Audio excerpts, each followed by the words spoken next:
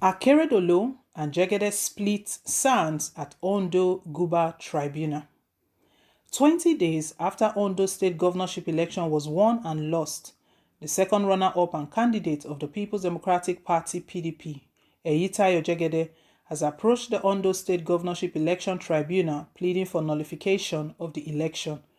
The litigation has succeeded in throwing the Ondo State electorate into suspense more than 2 weeks after the Independent National Electoral Commission (INEC) announced the outcome of the poll. As a pointer, Jegede refused to congratulate the winner and incumbent governor, Oluwarotimi Akeredolu, who pooled 292,830 votes. He expressed utmost dissatisfaction with the conduct of the October 10, 2020 gubernatorial poll. The petitioner, while informing the people of what they should expect before the time lapses for litigation as stipulated in the Electoral Act, assured his supporters that he will thoroughly scrutinize the process and make his decision public. Although the PDP candidate, who had 195,791 votes, he decided to challenge the victory of the governing All Progressive Congress (APC) and the winner Akeredolu, who used 93,000 votes to defeat him after winning in 15 out of 18 councils of the state. Joined in the suit by Jegede, the Guardian learnt were INEC, the APC, and the Deputy Governor-elect Lucky Aiyedatiwa. He pleaded that the tribunal should help reclaim his mandate.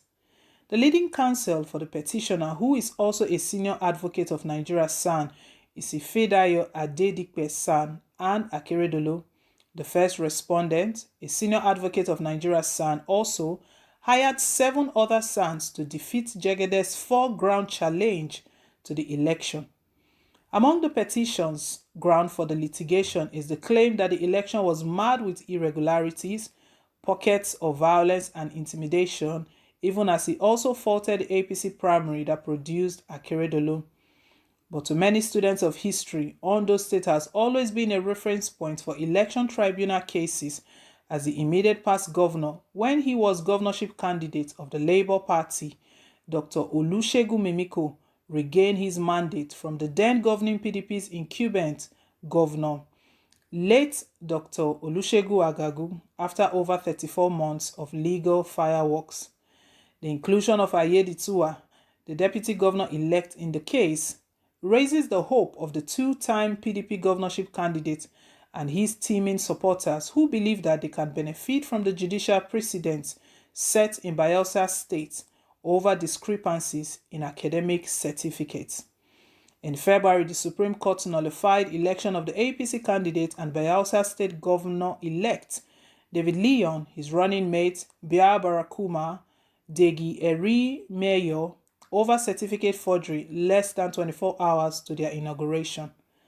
Basking in such fate, Ondo State PDP members believe that it is a good ground to upturn the second-term victory of Governor Akeredolu, challenging the certificate and credentials of his running mate in the 2020 election, Aiyedatiwa.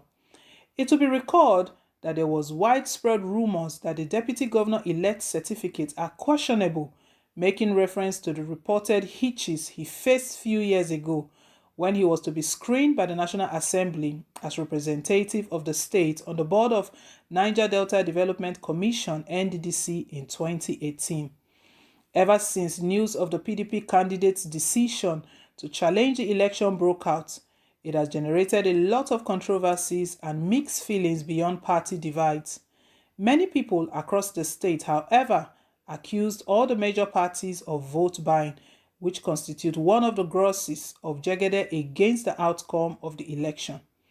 The media advisor to the incumbent deputy governor and governorship candidate of Zenith Labour Party (ZLP), Mr. Alan Showore, had hailed the decision of PDP to approach the tribunal for redress. He said, "I'm happy that Eyitayo Jegede's son has gone to tribunal.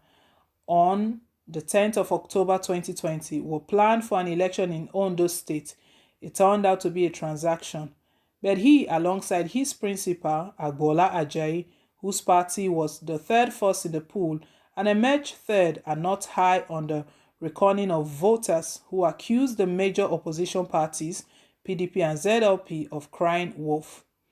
Female Speaker of the State and ZLP chieftain Jumoke Akindele confirmed that all 17 political parties that participated in the election were guilty of the ugly trend of buying and selling their votes at the poll. Less than 24 hours before the results were collated, Akindele, who was a former PDP stalwart before pitching her political tent with the immediate past governor and ZLP national leader Dr. Olusegun Mimiko, bemoaned the negative consequences of vote buying and effects on governance and development.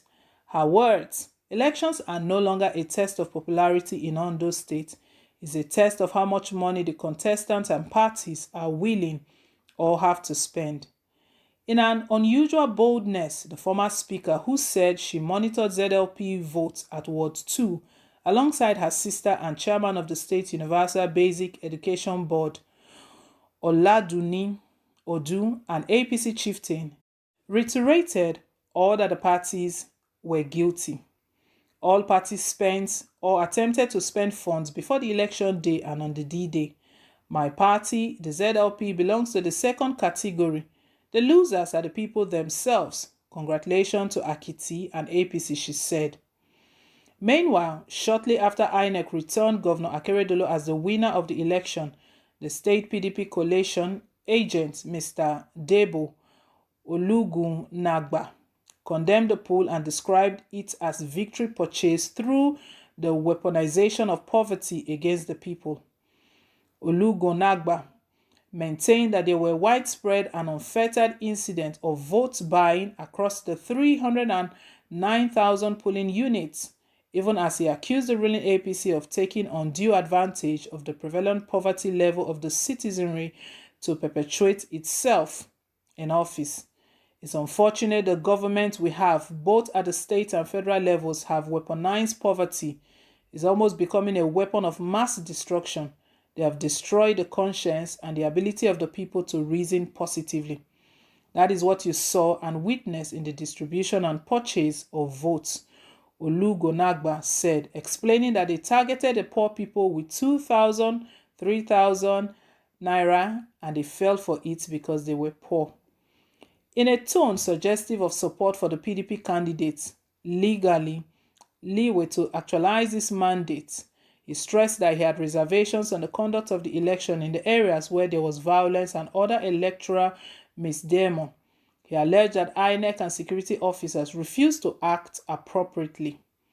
It seems to me there was a coalition between some INEC officials and security agencies to create that problem, the PDP chieftain added, justifying the painstaking assessment of the 2020 Ondo State Guber poll's result before seeking redress at the tribunal.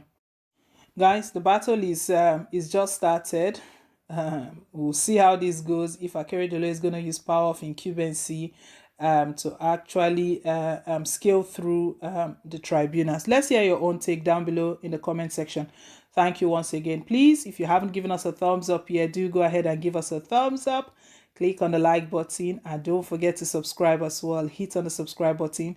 It really does mean a lot to us. Till I come your way again, bye for now and God bless.